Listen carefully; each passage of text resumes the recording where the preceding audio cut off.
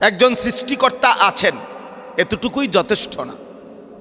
ঈমান মানে হলো তাওহীদ, লা ইলাহা ইল্লাল্লাহ, এটাকে পুরা বুঝে নেওয়া, এটা শিখে নেওয়া, এটা জানা যে আমার কি কথা বললে, কি বিশ্বাস করিলে, কি লালন করলে লা ইলাহা ইল্লাল্লাহ ছুটে যাবে।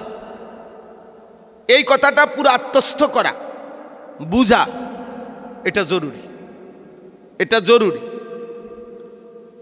অসংখ্য অগণিত মানুষ আছে যারা আল্লাহকে বাস্তবিকই মানে, কিন্তু তাদের সেই মানা বিশ্বাসের মধ্যে শিরিক আছে, সাথে শিরিক মিশ্রিত। মক্কার কাফেররা নবী সাল্লাল্লাহু আলাইহি সাল্লাম যাদেরকে কালিমার দাওয়াত দিছেন, তারা আল্লাহকে মানত। কিতাবের মধ্যে ঘটনা আছে, সূরা ফিলের মধ্যে, আলাম তারা কাইফা ফাআলা রাব্বুকা বিআসহাবিল ফিল, ওইখানে আছে আব্রাহা বাদশাহ যখন কাবাঘর ধ্বংস করতে আসছিল, তো আগের দিন, ধ্বংস করার আগের দিন তার সেনাপতির মাধ্যমে মক্কার মানুষদের অনেকগুলো উট ছিনতাই করে নিয়ে গেছিল, আর বলে আসছিল তোদের সবচেয়ে বড় নেতা যিনি, তাকে বলবা আব্রাহার সাথে দেখা করতে। তো সন্ধ্যাবেলা আব্দুল মুত্তালিব, নবী সাল্লাল্লাহু আলাইহি ওয়াসাল্লামের দাদাই ছিলেন তখন কুরাইশের সম্ভ্রান্ত নেতা, তো তিনি গেছেন আব্রাহা বাদশার কাছে। আব্রাহা বাদশাহ বলছে আগামীকাল আমি তোমাদের ঘর কাবা ধ্বংস করে ফেলব, তোমার কোনো বক্তব্য থাকলে বলতে পারো। তো নবীজির দাদা আব্দুল মুত্তালিব বললেন, তোমার যেই সেনাপতি আমাদের অনেকগুলো উট নিয়ে আসছে, এই উটগুলো আমি ফেরত চাই। উটগুলো কেন নিলা? আমাদের উটগুলো আমাদেরকে ফেরত দাও।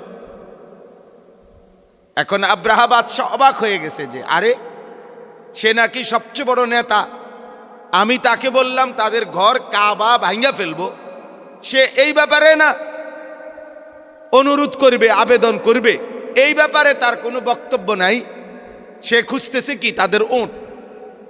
তখন আব্রাহা জিজ্ঞেস করছে যে তো তোমাদের ঘর কাবার ব্যাপারে কথা বলবো না? উটের জন্য ব্যস্ত হয়ে গেলা। এই তখন আব্দুল মুত্তালিব বলছিল আনা রব্বুল ইবিল ওয়া রব্বুল বাইতে আখার সাইয়ুহাফিজুহু, যে বাদশাহ আমি হলাম উটের মালিক, এজন্য আমি উট ফেরত চাচ্ছি, আর ওই ঘরের মালিক ভিন্ন একজন, তিনি সেই ঘর হেফাজত করবেন। তাহলে তারা এটা ইয়াকিনের সাথে বিশ্বাস করত এই কাবা আল্লাহর ঘর, নাহলে এটা বললো কেমনে? তাইলে এই কথা বলতে চাইলাম, মূলত এই বুঝ থাকা যথেষ্ট না, শুধু যে আমি আল্লাহকে চিনি এতটুকু না, বরং আমার আল্লাহকে চিনার মধ্যে, আল্লাহকে বুঝার মধ্যে, মানার মধ্যে কোনো কুফর হয় কিনা, শিরিক হয় কিনা, শতভাগ তাওহীদ ঠিক আছে কিনা আমার, এর জন্য এলেম জরুরি। এর জন্য কি জরুরি বলেন? এলেম জরুরি। আপনাকে জানতেই হবে ঈমান কাকে বলে, তাওহীদ কাকে বলে, লা ইলাহা ইল্লাল্লাহর দাবি কি, লা ইলাহা ইল্লাল্লাহর এই বিশ্বাস ছুটে যায় কি বিশ্বাস করিলে, ভিন্ন কিছু কি বললে, কি আচরণ করিলে, তাইলে এই সম্পর্কিত ইলম জরুরি। এই জন্য আল্লাহ কোরআনে বলছেন ফা'লাম আন্নাহু লা ইলাহা ইল্লাল্লাহ, এই কথার ইলম অর্জন করেন যে আল্লাহ ছাড়া আর কোনো ইলাহ নাই। মানে এটাও শেখার বিষয়, শুধু মুখে উচ্চারণ করতে পারেন লা ইলাহা ইল্লাল্লাহ, এটা 2 বছরের বাচ্চাও পারে, এটা অনেক বিধর্মীয় বলতে পারে, বিধর্মীয় বলতে পারে। আমি আপনার ছোটবেলায় আমরাও দেখছি প্রাইমারি স্কুলের জীবনে অনেক হিন্দু ছেলে পেলেও এই কালেমা বলতে পারে, কিন্তু সে এইটার ব্যাখ্যা কি, এটার উদ্দেশ্য কি, বক্তব্য কি, বিশ্বাস কি, কিছুই বুঝে না এবং বুঝার চেষ্টাও করে না এটা। তাইলে 1 নম্বর বিষয় হলো ঈমানের জন্য, তাওহীদের জন্য এলেম জরুরি, এলেম জরুরি। 2 নাম্বার আমাদের জীবনে দ্বিতীয় গুরুত্বপূর্ণ বিষয় হলো তাকওয়া, অর্থাৎ সমস্ত গুনাহ থেকে বেঁচে থাকা, সমস্ত আদেশ পালন করা। তাহলে গুনাহ থেকে বেঁচে থাকা, আল্লাহ তাআলার আদেশ পালন করা, হুকুম পালন করা একজন ইমানদারের 24 ঘন্টার ডিউটি। এক মানুষের জীবনে, যে মুসলমান, যে মুমিন, মূলত তার জীবনে 2 রকম কোনো জিন্দিগি নাই। যেমন আমার একটা জীবন, যে আমার চাকরির একটা টাইম 8 ঘন্টা, এরপরে আমি স্বাধীন। আমি সকাল 8টায় অফিসে গেলাম, 4টা বাজে অফিস ছুটি হলো আমার। এবার 4টার পর থেকে পরের দিন 8টা পর্যন্ত আমি হাসি না কাঁদি, ঘুমাই না সজাগ থাকি। এটা কোম্পানির কিছু না, যেখানে চাকরি করি তাদের এখানে জানার বিষয় না। এটা হলো দুনিয়াবি চাকরি, এমন যে আমার 8 ঘন্টার পরে আমি স্বাধীন। কিন্তু মুমিন, ইমানদার, মুসলমান 1 ঘন্টার জন্য, 1 মিনিটের জন্য আল্লাহ তাআলার হুকুম, রাসূলুল্লাহ সাল্লাল্লাহু আলাইহি সাল্লামের হুকুম থেকে আলাদা, স্বাধীন, মুক্ত এমন হইতে পারে না। সিস্টেমে নাই, সিস্টেমে নাই। একজন ইমানদারের 24 ঘন্টাই এক কথা, যে আল্লাহর হুকুমের অধীন, রাসূলের তরিকার অধীন। এটাই বাস্তবতা। এজন্য হযরত মাওলানা জুলফিকার আহমদ নকশবন্দি রাহমাতুল্লাহি আলাইহি তিনি বলতেন, ইমানদারের দুনিয়ায় কোনো ছুটি নাই, বিশ্রাম নাই, বিশ্রাম নাই, ছুটি নাই। ইমানদারের মৃত্যু পর্যন্ত আল্লাহ তাআলার আনুগত্য, প্রত্যেক বিষয়ে রাসূলুল্লাহ সাল্লাল্লাহু আলাইহি সাল্লামের তরিকার অনুসরণ। ইমানদার বিশ্রাম করবে কবরে, মেহনত করবে দুনিয়াতে, আরাম করবে জান্নাতে। এই 3 শব্দ উনি বলতেন। মেহনত করবে কোথায়? দুনিয়াতে। কিছুক্ষণ বিশ্রাম করবে কোথায়? কবরে। চিরস্থায়ী আরাম করবে জান্নাতে। সুবহানাল্লাহ। তাহলে দুনিয়া মুমিনের ছুটি নাই, ছুটি নাই। আমি নামাজ পড়ে ফেলছি, এবার এশার নামাজ পর্যন্ত মাঝের এই টাইম আমি এবারে নাচি, নাহলে লাফাই, নাহলে বেড়া দেখি, নাহলে বেটি দেখি, নাহলে টেলিভিশন দেখি, না, এটা ইমানদারের জীবন না। হ্যাঁ, আপনি আমার আবার এশার নামাজে ফাইলে হইল, বুঝেন না এই কথাটা? ইসলামে এটাকে বলে না, দিন এটাকে বলে না। দিন মানে 24 ঘন্টা নিজামে থাকা, 24 ঘন্টা আল্লাহ তাআলার হুকুমের অধীনে থাকা, আল্লাহ তাআলার হুকুমের অধীনে রাসূলের তরিকার উপরে থাকা, এটার নাম দিন। আর এটাকেই বলে তাকওয়া, এটাকেই বলে তাকওয়া। এই ব্যক্তিকেই বলে মুত্তাকি। আর ঈমানের সাথে যার এই তাকওয়া থাকে, আল্লাহ তাআলা কোরআনুল কারীমে বলছে জান্নাত বানানোই হয়েছে এমন মুত্তাকিদের জন্য। উইদ্দাত লিল মুত্তাকিন, মুত্তাকিদের জন্য। তাহলে এখন আসেন তাকওয়ার এই জিনিসটা। 1 নাম্বার বললাম ঈমানের বিস্তারিত ব্যাখ্যার জন্য, তাওহীদের ব্যাখ্যার জন্য, লা ইলাহা ইল্লাল্লাহর দৃঢ়তা, মজবুতি, বিশুদ্ধতা, এর জন্য ইলম জরুরি। কি জরুরি বলেন? ইলম জরুরি। ঠিক তেমনি ভাবে তাকওয়ার জন্য, অর্থাৎ আমি 24 ঘন্টা মৃত্যু পর্যন্ত আল্লাহর হুকুম পালন করব, নিষেধ বর্জন করব, এর জন্য ইলম জরুরি।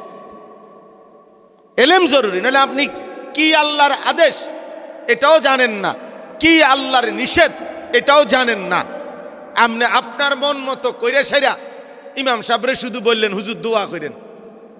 উনি নিজেই দোকান সাজাইছে, এদিক দিয়া মহিলা বসবে, এদিক দিয়া পুরুষ বসবে, এদিক দিয়ে একটু কোনাকুনি করে রঙিন টেলিভিশনটা থাকবে, হ্যাঁ, এদিক দিয়া রিসিপশনের মধ্যে একজন মহিলা সুন্দরী বসবে, উনি কথাবার্তা বলবে, এখান দিয়া টেলিভিশন চলবে, এখানে যে কোনো পুরুষ মহিলা আসলে চা খাওয়াবে। তাইলে সব নিজের মতো করে, কোনটা জায়েজ কোনটা না জায়েজ এত কিছুর দরকার নাই। উনি উনার মতো দোকানের সব সেট আপ করে এবার ইমাম সাহেবরে আনছে, দোয়া করে দেন আল্লাহ যেন বরকত দেয়।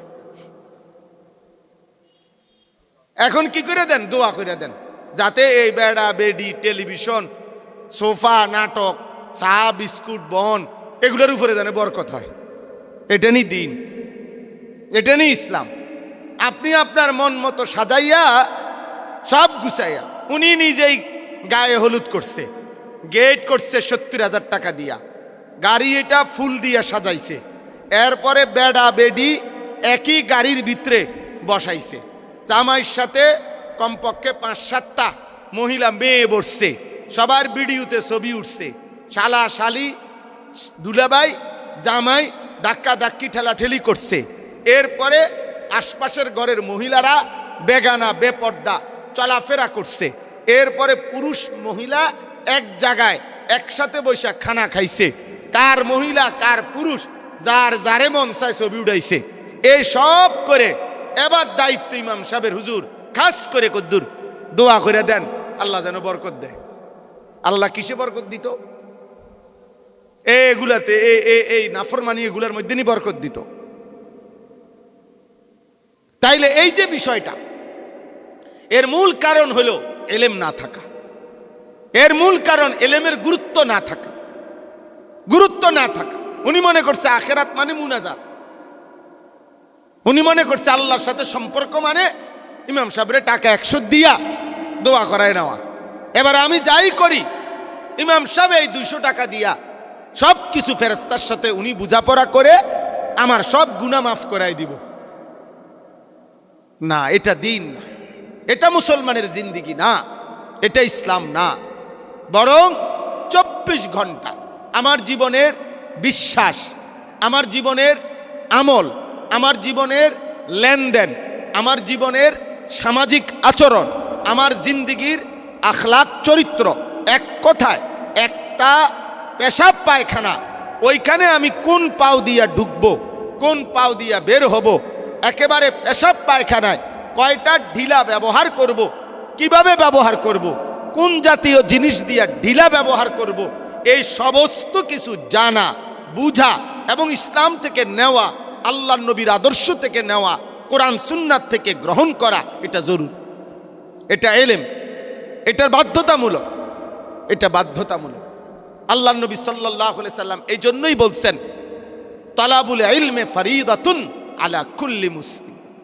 এটা স্কুলের গায়ে লিখে দিলে হবে না যে জ্ঞান অর্জন করা প্রত্যেক মুসলমানের উপরে ফরজ। আল হাদিস অনেক স্কুলের ঘর দরজার মধ্যে লিখে দিছে, গেটে, বাউন্ডারি দেওয়ালে। না না না, আল হাদিস না। আপনি এই কথা জ্ঞান অর্জন করা প্রত্যেক মুসলমানের উপরে ফরজ, এইটা অর্থ না। এটা দ্বীনি এলেম, এটা কোরআন সুন্নাহর এলেম, হালাল হারামের এলেম, পাক নাফাকের এলেম, জায়েজ না জায়েজের এলেম, সুন্নত বিদআতের এলেম, কুফর শিরিকের এলেম, ইমানের হেফাজতের এলেম, আমলের হেফাজতের এলেম, জিন্দিগি ভর জান্নাতি আমলের এলেম, জাহান্নাম থেকে বাঁচার এলেম, এটা জেনে নেওয়া বুঝে নেওয়া, এটা ফরজ, এটা ফরজ। এখানে গানও হয়, এখানে নাচও হয়, এখানে নৃত্যও হয়, এখানে ছেলে মেয়ে একসাথে বনভোজনও করে, পিকনিকও করে। তো এই হাদিসের অর্থ হইল যে এখানে যা হয় এটা অর্জন করা ফরজ। কথা বুঝছেননি আমার কথাটা? এটা কি এটার অর্থ? তাইলে এই জন্য বললাম একজন মুসলমান, একজন ইমানদার, তার সারা জিন্দিগি 24 ঘন্টা আল্লাহ আল্লাহর রসুলের বিধান জানা তার জন্য ফরজ। আল্লাহ আল্লাহ রসুলের বিধান জানা, বিস্তারিত এলেম উলামায়ে কেরাম জানবে, কিন্তু মৌলিক এলেম কোরআন সুন্নাহর নিজের জীবন চলার, আমি যত কিছুর মুখোমুখি হব তত কিছুর এলেম জানা আমার জন্য ফরজ। আমি দোকান দিছি, মুদি দোকান, অতএব এখন আমি সরকারি চাকরির মাসলা না জানি অসুবিধা নাই, কিন্তু আমার মুদি দোকানের মুখোমুখি হলে যা দরকার হবে এই সম্পর্কিত মাসআলা জানা আমার জন্য ফরজ, আমার জন্য ফরজ।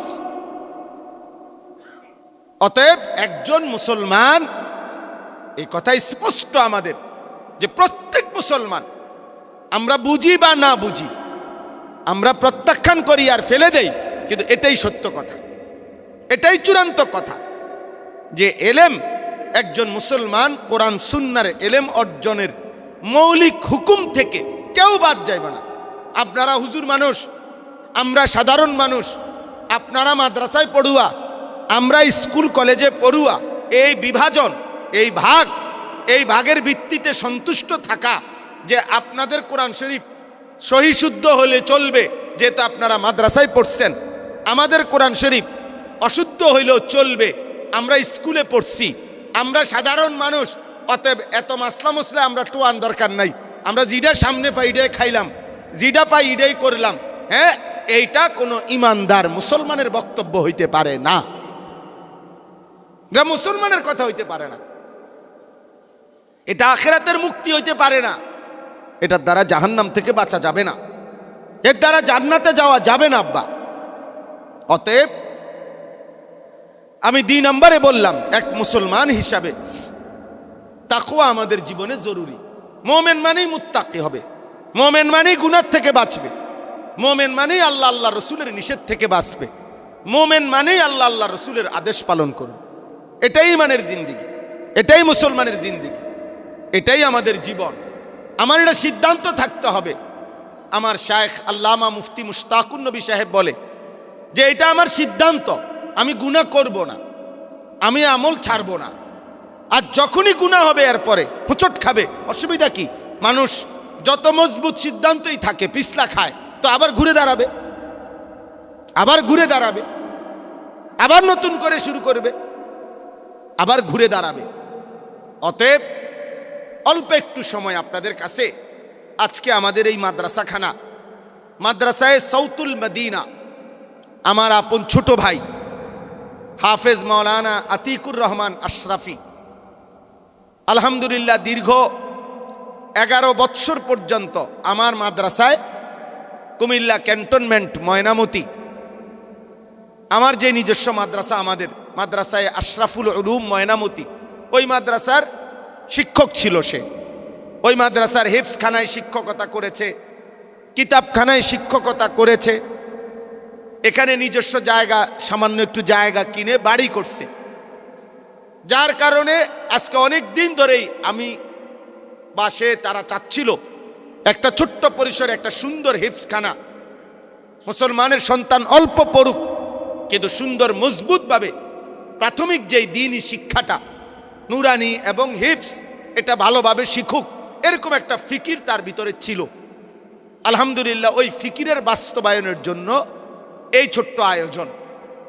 তা আপনাদের কাছে আমার একটা কথা, আমি এই 2টা কথাই বললাম, বুঝাইলাম।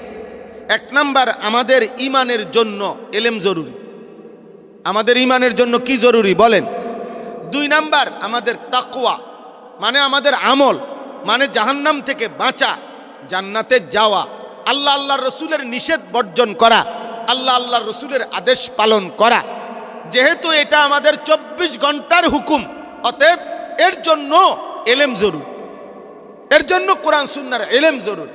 এজন্য কোনো মুসলমান, জওয়ান কিংবা বুড়া, নারী কিংবা পুরুষ, প্রত্যেকের জন্য, বিশ্বাস করেন এটাই বাস্তবতা, এলেম থেকে, কোরআন সুন্নাহর জ্ঞান থেকে বিমুখ হওয়ার কোনো সুযোগ, কোনো যুক্তি, কোনো অনুমতি মুসলমানের জন্য নাই।